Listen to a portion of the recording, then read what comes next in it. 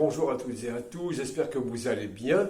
Alors, essayez de vous abonner un peu, parce que j'aimerais bien que le nombre d'abonnés remonte un peu, chers amis. Je me targue d'avoir une chaîne qui s'appelait Travail d'Arabe, peut-être retrouver d'ailleurs des vidéos du Travail d'Arabe. J'ai perdu les liens de cette chaîne où j'avais quand même 1200 abonnés, donc là je recommence à zéro si j'ose dire, et j'essaie de reconstituer mon stock d'abonnés. Merci.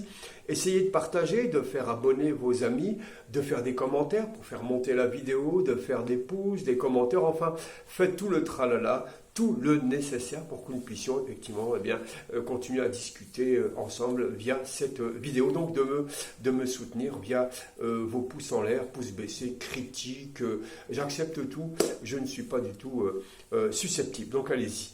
Et puis je voulais aussi intituler ces petites vidéos propos du matin et du soir. Alors j'ai piqué ce titre-là à l'excellent Naguib Mahfouz qui dans un de ses livres qui s'appelle un recueil de nouvelles qui s'appelle Hadith al-Sabah wa Hadith al-Masa, propos du matin et du soir. Pourquoi ? Eh bien, parce que je trouvais ce titre intéressant, qui n'était pas présomptueux, qui était même très, très sobre, propos du matin et du soir, pour essayer de faire un constat tous les jours sur ce qui se passe dans notre petit monde autour des violences, des crimes commis sur les civils par des criminels de guerre, par des assassinats ciblés, une indifférence générale, des appels à la violence, au racisme, à la haine raciale et religieuse dans notre pays, des lumières.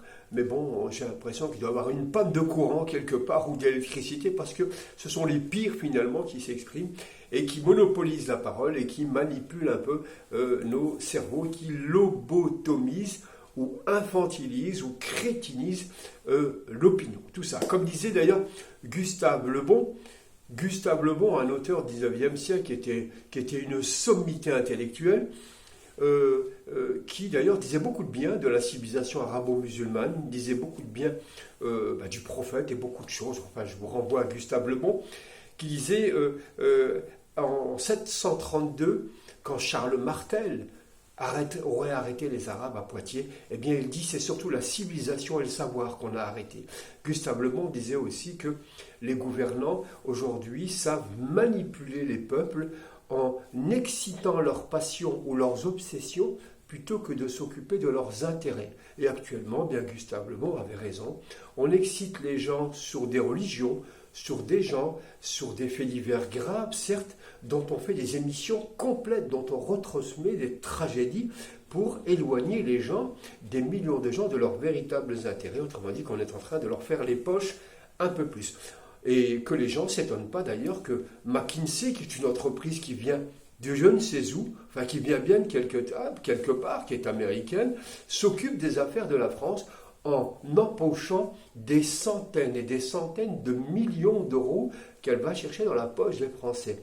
Que fait McKinsey ? Mais elle n'est pas la seule, évidemment. Eh bien, elle fait le travail des fonctionnaires français qui sont très compétents, mais le système ou le pouvoir caché en place, on va dire le macronisme qui est toujours en marche, eh bien, a décidé que McKinsey gérerait les affaires de la France et que les fonctionnaires seraient plus ou moins virés, mis de côté, autrement dit, prends ton gros salaire et ferme-la, etc. On s'occupe de tout. Et en virant tout ça, on est en train de détruire un petit peu, évidemment, tous les services publics, puisque c'est une société qui ne connaît rien à la France, qui n'a rien de l'ADN français, s'occupe des affaires de tout Français, des Français, que ce soit dans le sanitaire, que ce soit dans la formation, ou dans l'information plutôt, ou la désinformation, l'intoxication. Bref, chers amis, tout est pris, etc. Mais on demande aux Français de regarder ailleurs, ça se passe là-bas. Ne regardez pas, n'entendez pas votre voix intérieure qui vous dit il y a quelque chose qui ne tourne pas rond là-dedans. Alors, on nous met des gouvernements, tout ça, on fait même parler des anciens présidents qui ont des bracelets électroniques, en fait, des repris de justice qui viennent s'exprimer, qu'on reçoit avec Monsieur le Président, ceci, cela. Le mec, il est inculpé, il est condamné, mais c'est normal, on vient, et les gens ne s'offusquent pas, s'éteignent pas. Tout ça est surprenant, donc finalement, on est en train de forger notre propre chute, si j'ose dire, en France. D'ailleurs, encore une fois, pour citer Gustave Le Bon, qui disait le monde moderne est envahi par l'indifférence. l'indifférence. Et puis on est tellement pris par des problèmes de facture, de société, de stress continu, d'instrumentalisation de la peur par une maladie, quand c'est pas la variole du singe, je sais pas, c'est l'invasion des gorilles, c'est l'invasion des reptiles, enfin un peu tout, etc. Pendant ce temps-là, on essaie de nous faire croire à la démocratie, et M. Macron et Mme Brigitte se chargent de nous fabriquer tous les jours quelque chose de nouveau, avec du baratin, des propos qui ne veulent absolument rien dire. Si vous écoutez les discours de Macron, ça ne veut rien dire, ça n'a aucun sens. Il fait des phrases, il fait des mots. D'ailleurs, si Jamel Debbouze nous écoute, s'il y a de la place, est-ce que tu pourrais le prendre, le caser quelque part, et faire un duo avec sa femme, avec un numéro d'humour, parce que il ne suffit pas qu'il réécrive, il prend les mêmes textes qu'il fait à la télévision, à la radio, et puis il rejoue ça, et quand on va écouter une deuxième fois, on va se marrer comme des baleines. Bref, il nous fait un tour de magie, finalement, il y aura dissolution, bazar et tout, alors qu'il fait un coup d'état, le mec.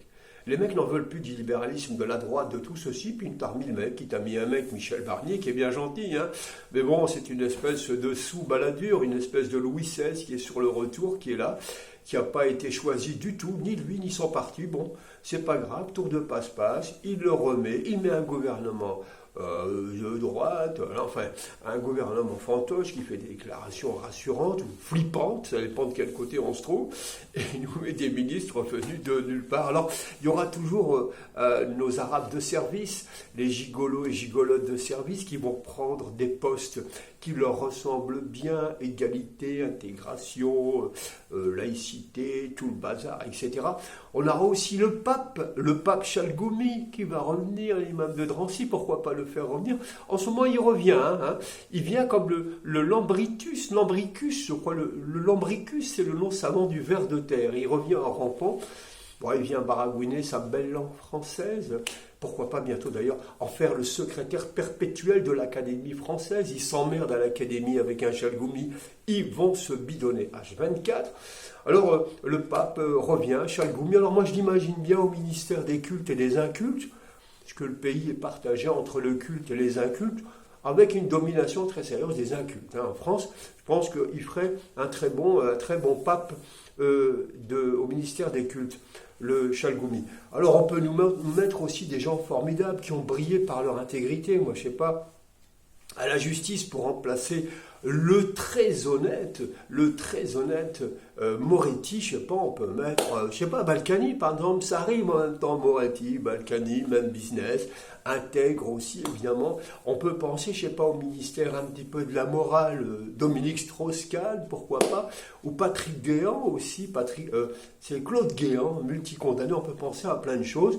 Et puis on peut penser peut-être aussi à Bozo le clown, à Bob l'éponge, je sais pas, il y a plein de choses comme ça qu'on peut mettre en place, ce serait absolument formidable pour créer un gouvernement d'illusion qui donne le sentiment que ce pays respire la démocratie, comme disait Tartampion, l'empereur Bokassa, Emmanuel Macron, lors de ses interviews et de ses airs de flûte et de pipeau. C'est formidable, on n'a jamais eu un orchestre aussi chargé, aussi compétent, voire très très compétent en termes de pipeau, là en France. Donc tout ça, tout va bien, chers amis.